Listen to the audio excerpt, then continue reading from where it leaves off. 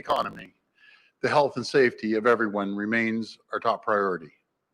As more businesses open their doors, Ontario employers are going above and beyond. Across our province, business owners are doing the right thing. They're taking necessary steps to protect their employees and customers. Businesses are putting up plexiglass barriers, providing masks to their employees, and sanitizing surfaces frequently. We should all be proud of our incredible businesses for their leadership. These steps are our best defense, while ensuring people can take home a paycheck again. And that's why our government is doing everything we can to support our businesses as they reopen. And today, I'm here to announce that we are providing free health and safety training online for the first time ever in Ontario. This initiative will allow up to 100,000 job seekers to take free online workplace health and safety training through Employment Ontario. This training will give employers the confidence that they are hiring someone who knows how to create and maintain a safe workplace for customers and other employees. This is good for business confidence, and it's good for consumer confidence. Building the confidence is absolutely critical to getting our economy going again. And we couldn't do it without the support of our incredible Ontario businesses and without the support of the people of Ontario. And before I pass it to Minister McNaughton, I want to take a moment to recognize our brave men and women in uniform from the Canadian Armed Forces. They're finishing their mission today in Ontario and departing from our long-term care homes. I just want to thank you from the bottom of my heart for helping us out through this very difficult time. These are heroes who walk among us. We're so, so grateful for everything you've done. Thank you, and God bless the people of Ontario. Now I'll pass it over to Minister McNaughton. Well, thank you very much, Premier, and good afternoon, everyone. As we continue to safely and gradually reopen the province and thousands of people get back on the job, we want to prepare them to return to work safely. By providing critical online training for free through the Employment Ontario network, this $3 million investment will help up to 100,000 people learn in the safety of their own homes. The courses cover topics such as infection control, ladder safety, and preventing slips, trips, and falls. These courses will provide job seekers with the confidence to safely enter or return to the workforce. We're also making it possible for people currently working who are members of workplace joint health and safety committees to take their training online. Training will be available in real time through video conferencing with qualified instructors. The courses will cover how to establish a committee, resolving health and safety issues, workforce inspections, and accident investigations. To find training, visit ontario.ca/employment or contact Employment Ontario at 1-800-387-5656. More and more training is moving online. I'd like to point to Skills Ontario, which is doing a great job of adapting to our new circumstances. Earlier this week, our government announced we are investing an additional $3.5 million in Skills Ontario. And that's a good investment because their mission is to promote the skilled trades to young people. We know our labor markets are changing, but the need for skilled trades is not. They're doing not just online presentations, but virtual skills contests and summer camps. Today's announcement is another example how we can make things safer and easier when we adapt. When people take health and safety training, they not only make working safer for themselves, they learn how to keep others safe as well. As we head back to work, more than ever, safety is top of mind. This is something Ontario's Chief Prevention Officer is focused on. Our ministry, the Chief Prevention Officer, and Ontario's health and safety organizations have to date posted 139 sector-specific workplace guidance documents. We posted an additional 40 posters and tip sheets. You can find them all at ontario.ca/COVID safety. There are steps that we can all take to keep ourselves and others safe. It's because of the way we've all pulled together the last few months I have every confidence we'll make it the rest of the way together. Thank you. Okay, we'll go to the phone line for questions. First question. Will be from Colin DeMello at CTV News. Please go ahead. Hi, Colin. Hi there. Good afternoon, Premier. It's been 3 weeks today since parts of the province entered stage 2, but there are many other sectors, as you know, that are still on the sidelines: gyms, fitness studios, yoga studios. The number of COVID-19 cases has been on the decline and steady below 200. Why are we not yet in stage 3? Well, we're moving cautiously, Colin, to be very frank. We want to make sure that numbers continue to decline. We've been, everyone, when I say we, I talk to the people of Ontario, have been doing a great job in making sure those numbers decline, and we'll get there. We'll get there very shortly. It's in front of the committee. Committee goes to the health table, and then the health table will have the final call on it. But since it's going to be the last stage, we want to make sure, again, our T's are crossed, our I's are dotted, and make sure everyone's safe, and they'll be able to move forward on other areas of the economy. Thank you, Premier. And just to follow up, can you give us even a rough timeline? Can you say that we'll enter stage 3 as a province by the end of July? And what do you say to all of those businesses and business owners who are literally losing their livelihoods, going bankrupt, having to close down their businesses because of the province's actions thus far? Well, I wouldn't, first of all, you're pretty close to the end of July. I just don't have the crystal ball. I can't give you an exact date. And I think your last comment was to blame the province for shutting it down. Something that's just not the case. We're doing everything we can, and we're moving responsibly. We're leading North America with the lowest cases for any jurisdiction our size. And you see what's happening when you move too quickly. You see what's happening south of the border. We don't want that happening up here.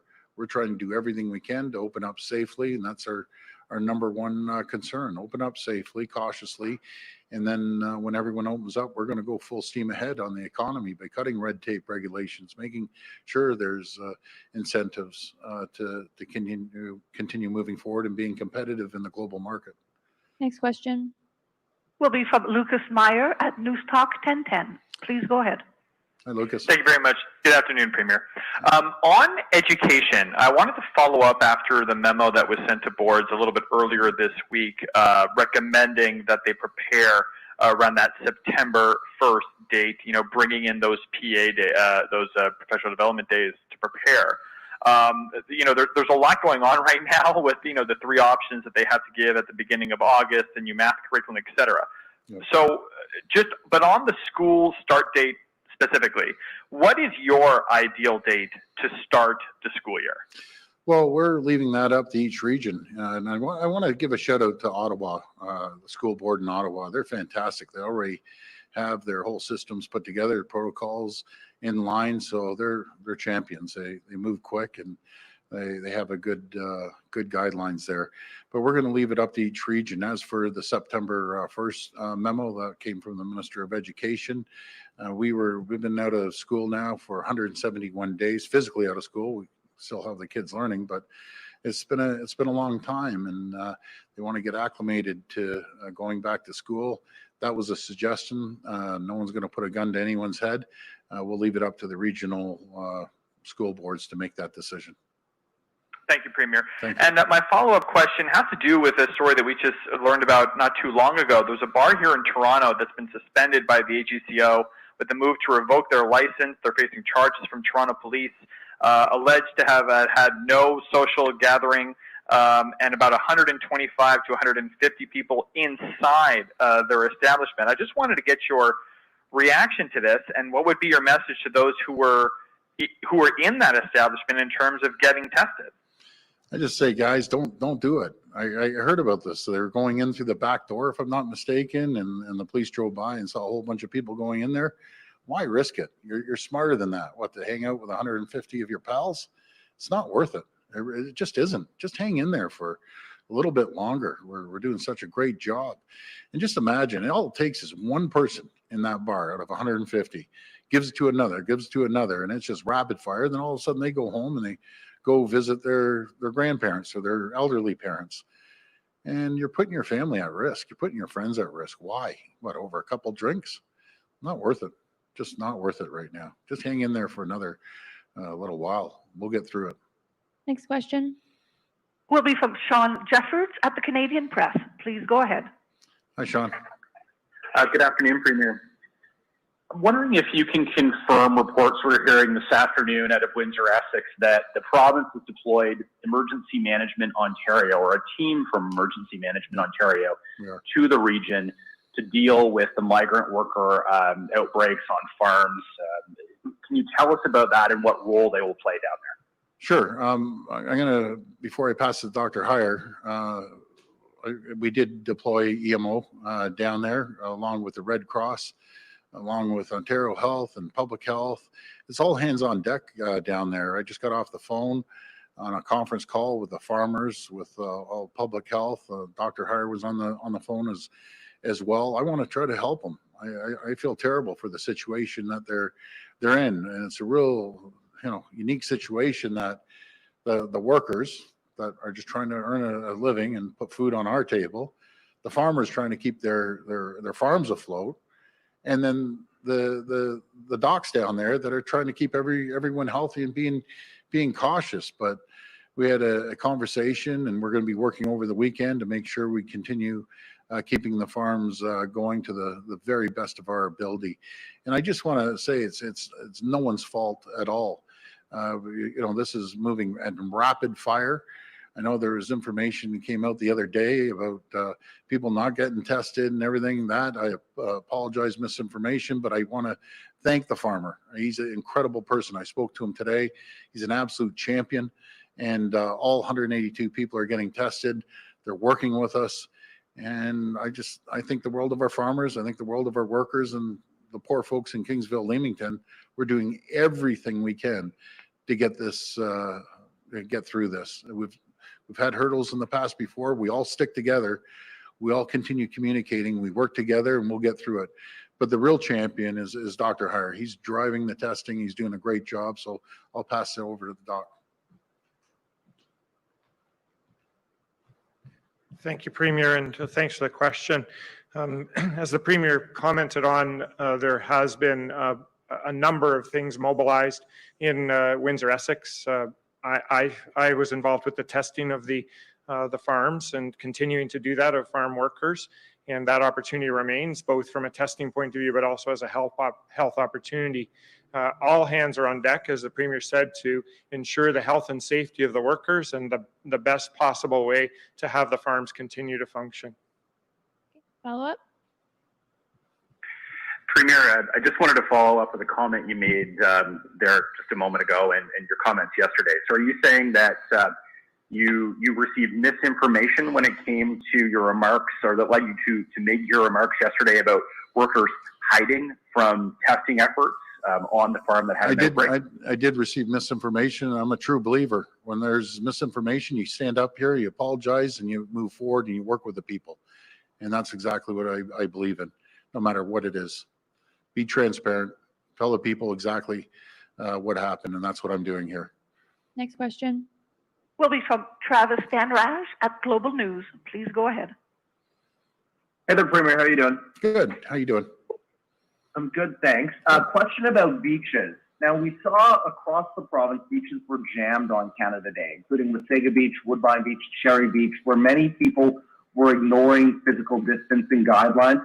You have said previously, I think it was in relation to a question that Randy had asked you, that you won't hesitate to shut beaches down if needed. Based on what we have seen over the past few days and the past few weeks, are you now at that point where you're thinking about shutting beaches down?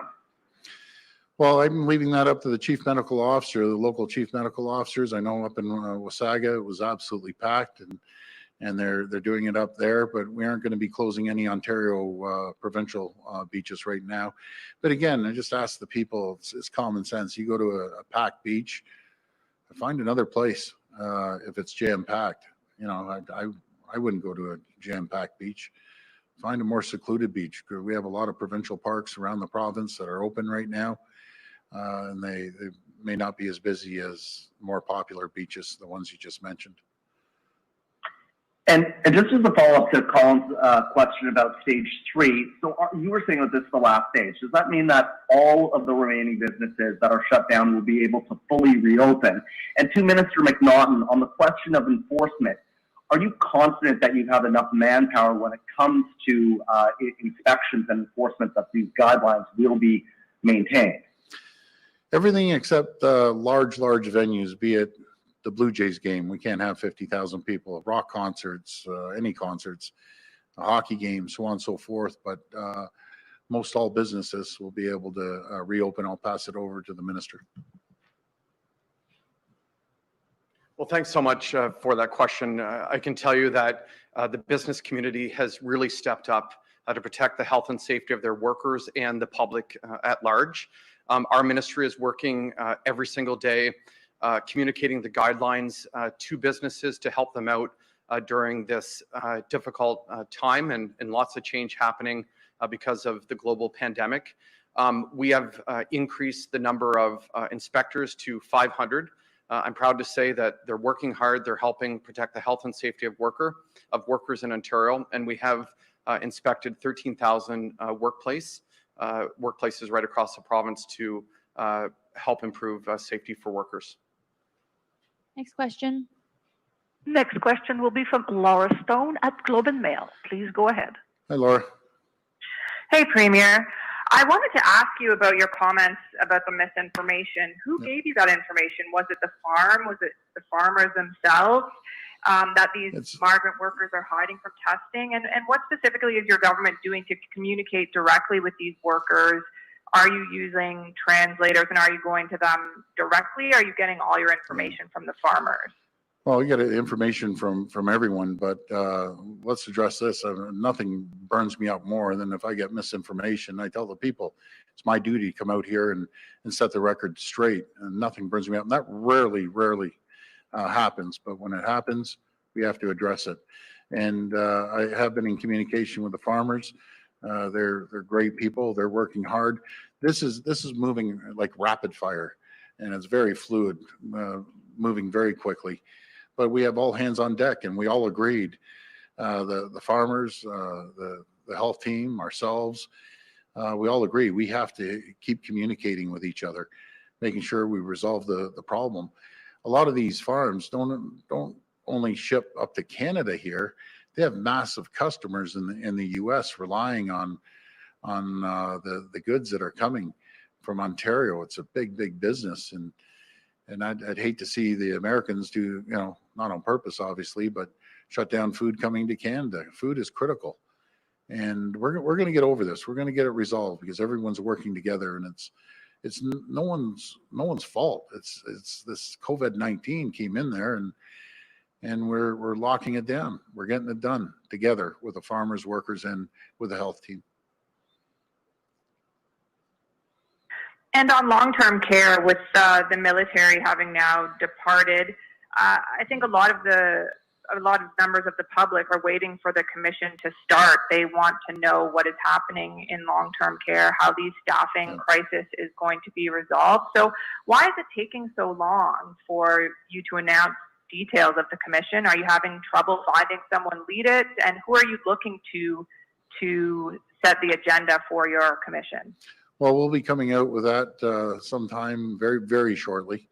I just want to make sure we have the right folks and the right person leading this. I want to be fully transparent.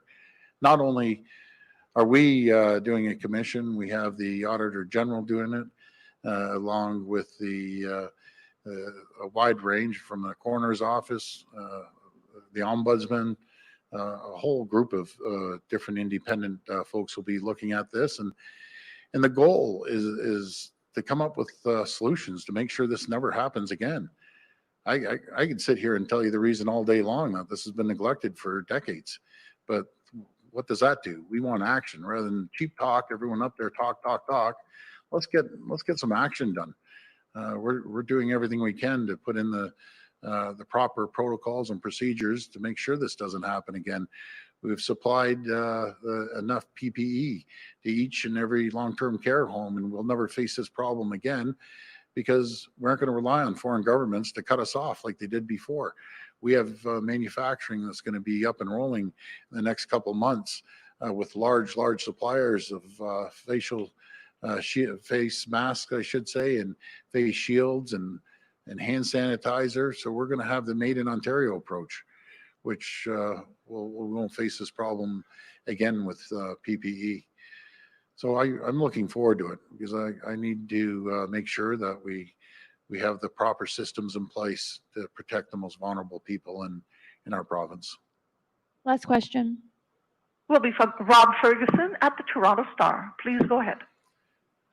Hi, Premier. Hi, Rob.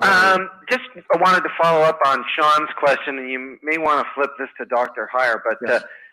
what exactly is EMO, Emergency Measures, doing in Windsor, Essex right now? What actual functions are they performing? We have 2 supervisors on the ground. We're helping direct Red Cross, working with Red Cross and working with the farmers. And I think they're very talented people in EMO, and they do a great job. And I just appreciate them taking their time out. I always say we can't have enough people. We need more expertise down there supporting everyone that needs help. I'll pass it over to Dr. Heyer. Yeah, the Premier has made most of the remarks, but the Emergency Management Ontario and the Provincial Emergency Operations Centre have the capacity and the role to support different areas of the province when there are greater needs for coordination, greater needs for urgent response to things. And the team is providing support for the workers from the one farm where there was the notable number of positive COVID findings, as well as those who may have been in contact with those positive workers. And they're helping to coordinate, the EMO is helping to coordinate to make sure that the workers have the best care, the best housing, the best accommodation, food, and support, both from a psychosocial point of view and a physical point of view, really to ensure that they're safe and healthy through the 2-week period of time while they're hopefully not becoming affected or symptomatic from the COVID-19. So they're taking a leadership role with that and coordinating all of the different activities. They're experts in that, and they provide great support and great coordination for everybody. Just to follow up then, are all those workers from that one farm, for example, are they all being billeted in hotels? Who's paying for that? Who's paying for the food? And all those other services? Yeah, there's a number of approaches that are being taken with all of the different workers. I don't have all of the details of exactly how they're all being cared for, but there are a number of workers who are being looked after carefully within hotel settings, and then there are some that are on the farm. All of them are being carefully monitored through a health perspective, and also with support from various others that are present, again with appropriate support from a language translation and appropriate health care. Thank you, everyone. Thank you. Have a great weekend, everyone.